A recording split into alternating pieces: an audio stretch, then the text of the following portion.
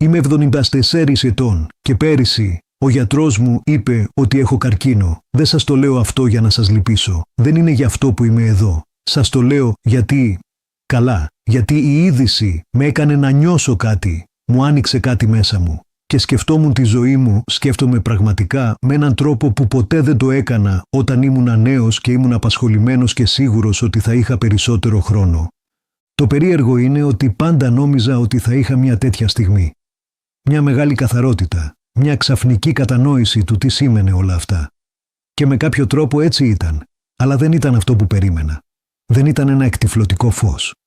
Ήταν περισσότερο σαν να είχε διαλυθεί η ομίχλη και επιτέλους μπορούσα να δω αυτό που ήταν ακριβώς μπροστά μου όλο αυτό το διάστημα. Αυτό που είχα χάσει. Αυτό που είχα αναβάλει.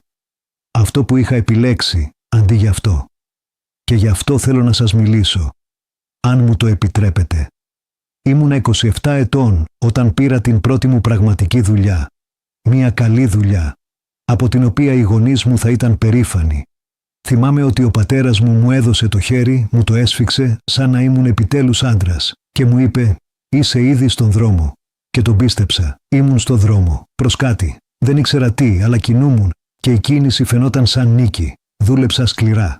Πάρα πολύ σκληρά, πιθανώς. Αλλά αυτό ήταν που έπρεπε να κάνω. Αυτό όλο τον κόσμο. Έμενες μέχρι αργά. Αποδεχόσουν το επιπλέον έργο. Έλεγες ναι όταν ρωτούσαν αν μπορούσες να ταξιδέψεις. Έδειχνες την αξία σου.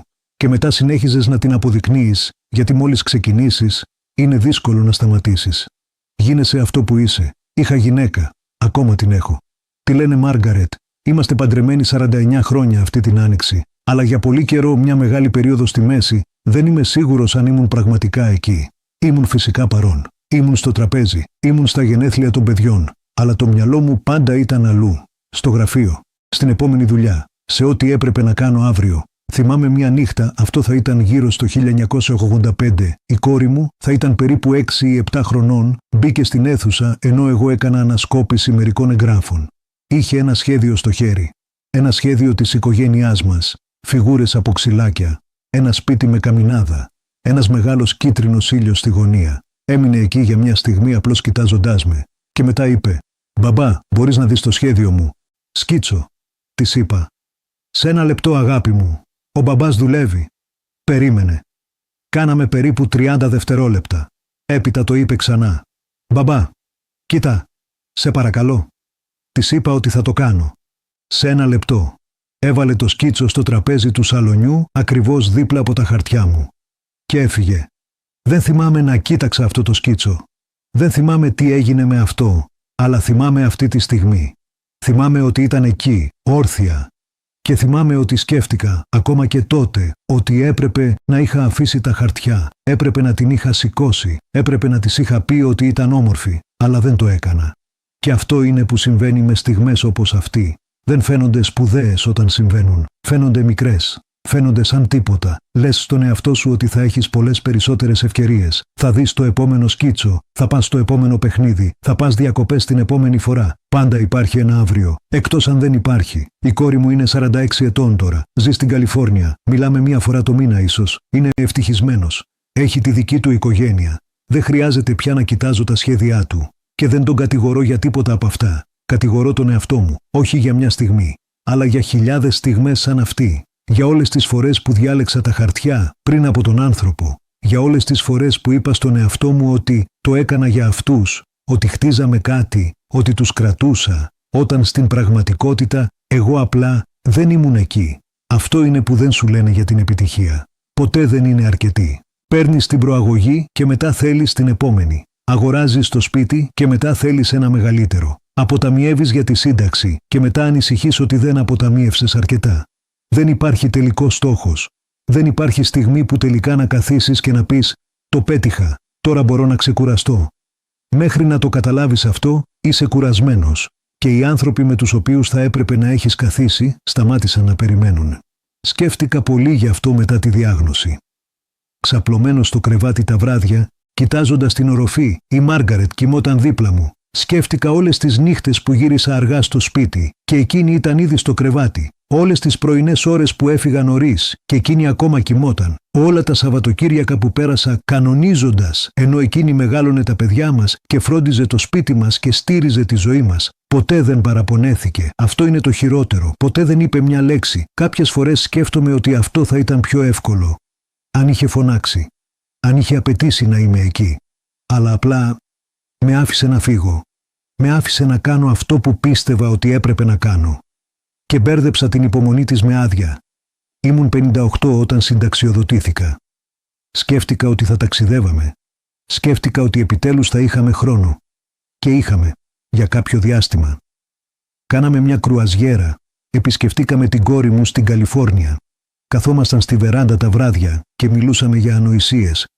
Αλλά κάτι είχε αλλάξει. Τα παιδιά είχαν φύγει. Το σπίτι ήταν σιωπηλό. Και η Μαργαρίτα και εγώ ήμασταν σαν δύο άτομα που είχαν μοιραστεί μια ζωή, αλλά είχαν ξεχάσει πώς να μοιραστούν ένα δωμάτιο. Ήμασταν ευγενικοί. Ήμασταν φιλικοί. Αλλά υπήρχε μια απόσταση μεταξύ μας που δεν ήξερα πώς να γεφυρώσω. Μια απόσταση που εγώ είχα χτίσει, τούβλο, για 30 χρόνια. Δεν σας το λέω αυτό για να με λυπηθείτε. Δεν είναι αυτό το θέμα. Σας το λέω γιατί ίσως εσείς κάνετε το ίδιο αυτή τη στιγμή. Ίσως λέτε ότι θα βρείτε χρόνο αργότερα. Ότι θα καλέσετε τη μητέρα σας την επόμενη εβδομάδα. Ότι θα πάτε τον γιο σας στο πάρκο αυτό το Σαββατοκύριακο. Ότι θα καθίσετε με τον σύντροφό σας και θα μιλήσετε αληθινά μόλις τελειώσετε αυτό το έργο, μόλις τελειώσει αυτό το τρίμηνο, μόλις η κατάσταση ηρεμήσει. Δεν θα ηρεμήσουν, όχι από μόνες τους. Πρέπει να τις ηρεμήσετε εσείς, πρέπει να επιλέξετε. Το έμαθα πολύ αργά. Υπήρχε ένας άντρας με τον οποίο δούλεψα όταν ήμουν 30 και κάτι. Ένας μεγαλύτερος κύριος, ονομαζόταν Φρανκ, ήταν στην εταιρεία για πάντα. Μια μέρα απλά έφυγε, συνταξιοδοτήθηκε, καθάρισε το γραφείο του. Του έκαναν ένα μικρό πάρτι στην αίθουσα συναντήσεων. Όλοι του έδωσαν το χέρι και του ευχήθηκαν τα καλύτερα. Τον συνάντησα περίπου ένα χρόνο αργότερα, στο σούπερ μάρκετ, σε όλα τα μέρη. Φαινόταν διαφορετικός, πιο ελαφρύς. Τον ρώτησα πώς τα πάει με τη συνταξιοδότηση και μου είπε κάτι που δεν έχω ξεχάσει ποτέ. Είπε: «Ξέρεις τι συνειδητοποίησα? Πέρασα 40 χρόνια προσπαθώντας να είμαι σημαντικός για ανθρώπους που θα με αντικαθιστούσαν σε μία εβδομάδα.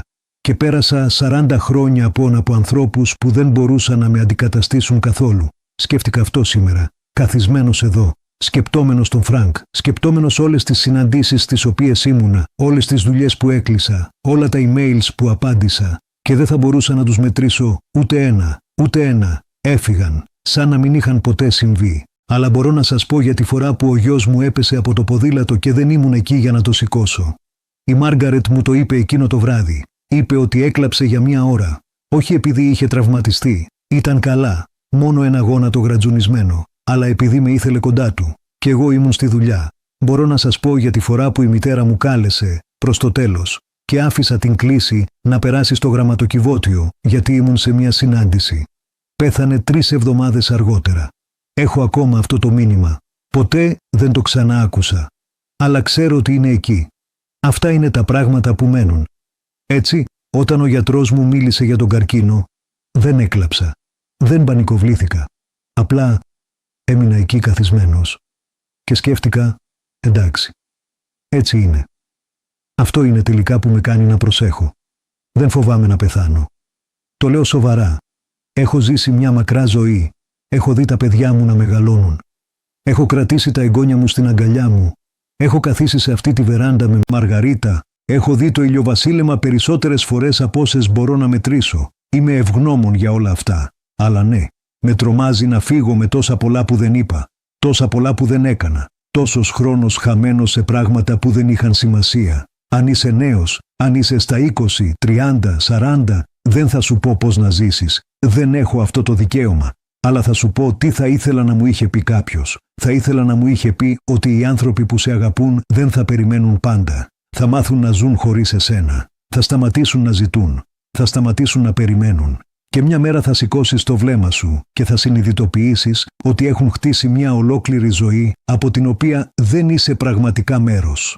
Θα ήθελα να μου είχε πει κάποιος ότι η επιτυχία αισθάνεται καλά για περισσότερες ή λιγότερες μία μέρα. Και μετά χρειάζεσαι περισσότερα και περισσότερα και περισσότερα. Και ποτέ δεν γεμίζει το κενό. Μόνο το κάνει πιο βαθύ. Θα ήθελα να μου είχε πει κάποιος ότι ο χρόνος είναι το μόνο που δεν μπορείς ανακτώ. Μπορείς να βγάλεις περισσότερα χρήματα. Μπορείς να διορθώσεις ένα λάθος. Μπορείς να ζητήσεις συγγνώμη, αλλά δεν μπορείς να ανακτήσεις ούτε μία ώρα. Ούτε μία. Εύχομαι κάποιος να μου είχε πει ότι το να είσαι παρόν, πραγματικά παρόν, είναι το πιο δύσκολο και σημαντικό πράγμα που θα κάνεις ποτέ. Και ότι κανείς δεν θα σε ανταμείψει γι' αυτό. Κανείς δεν θα σου δώσει προαγωγή επειδή άφησες το τηλέφωνο και κοίταξες το παιδί σου στα μάτια. Αλλά αυτό το παιδί θα το θυμάται. Ή θα θυμούνται ότι δεν το έκανες. Ξέρω ότι αυτό ακούγεται βαρύ. Ξέρω ότι δεν είναι εύκολο να το ακούσεις. Αλλά δεν το λέω για να σας πιέσω. Το λέω γιατί ο χρόνος μου τελειώνει για να πω κάτι. Και νομίζω ότι αν τουλάχιστον ένα άτομο ακούσει αυτό και πάρει μια διαφορετική απόφαση, αν τουλάχιστον ένα άτομο αφήσει τα χαρτιά και πάρει το παιδί του στην αγκαλιά, τότε ίσως αυτό δεν ήταν μόνο εγώ που μιλούσα στο σκοτάδι. Η Μάργαρετ και εγώ καθόμαστε στη βεράντα σχεδόν κάθε απόγευμα τώρα. Δεν μιλάμε πολύ. Δεν χρειάζεται. Αλλά μερικές φορές απλώνει το χέρι της και παίρνει το δικό μου και εγώ την στηρίζω. Και σκέφτομαι όλα τα χρόνια που δεν την στήριξα. Όλες τις απογευματινές ώρες που ήμουν αλλού. Όλες τις φορές που εκείνη ήταν εδώ, περιμένοντας. Και εγώ ποτέ δεν εμφανίστηκα. Δεν μπορώ να ανακτήσω αυτά τα χρόνια. Το ξέρω, αλλά μπορώ να κρατήσω το χέρι της τώρα. Μπορώ να είμαι εδώ τώρα. Και ίσως αυτό μετράει για κάτι. Ίσως είναι τα πάντα. Αν ακούτε αυτό και κάτι σας έχει αγγίξει, αν νιώσατε εκείνη την μικρή έλξη στο στήθος, εκείνο τον ήσυχο πόνο, μην το αγνοήσετε. Αυτό δεν είναι ενοχή. Δεν προσπαθώ να σας κάνω να νιώσετε άσχημα. Αυτό είστε εσείς. Είναι το κομμάτι σας που ήδη το ξέρει, που ήδη ξέρει τι έχει σημασία, που ήδη ξέρει ότι είστε σε αδιέξοδο. Ακούστε το. Ενώ μπορείτε ακόμα. Είμαι 74 ετών. Έχω καρκίνο. Και δεν φοβάμαι. Αλλά είμαι λυπημένος. Είμαι λυπημένος για τα σχέδια που δεν κοίταξα. Για τις κλήσεις που δεν απάντησα. Για το χέρι που δεν κράτησα. Μην είστε όπως εγώ. Να είστε εκεί. Αυτό είναι ό,τι έχω να πω.